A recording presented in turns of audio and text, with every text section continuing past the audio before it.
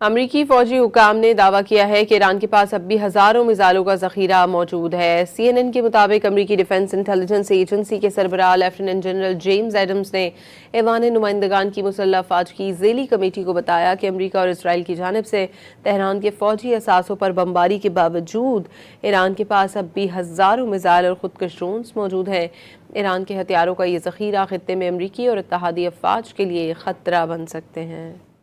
امریکی فوجی حکام نے دعویٰ کیا ہے کہ ایران کے پاس اب بھی ہزاروں میزائلوں کا ذخیرہ موجود ہے۔ سی این این کے مطابق امریکی ڈیفنس انٹیلیجنس ایجنسی کے سربراہ لیفٹیننٹ جنرل جیمز ایڈمز نے ایوان نمائندگان کی مسلح افواج کی ذیلی کمیٹی کو بتایا کہ امریکہ اور اسرائیل کی جانب سے تہران کے فوجی اثاثوں پر بمباری کے باوجود ایران کے پاس اب بھی ہزاروں میزائل اور خودکش ڈرونز موجود ہیں۔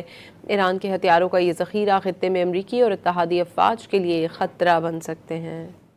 امریکی فوجی حکام نے دعویٰ کیا ہے کہ ایران کے پاس اب بھی ہزاروں میزائلوں کا ذخیرہ موجود ہے۔ سی این این کے مطابق امریکی ڈیفنس انٹیلیجنس ایجنسی کے سربراہ لیفٹیننٹ جنرل جیمز ایڈمز نے ایوان نمائندگان کی مسلح افواج کی ذیلی کمیٹی کو بتایا کہ امریکہ اور اسرائیل کی جانب سے تہران کے فوجی اثاثوں پر بمباری کے باوجود ایران کے پاس اب بھی ہزاروں میزائل اور خودکش ڈرونز موجود ہیں۔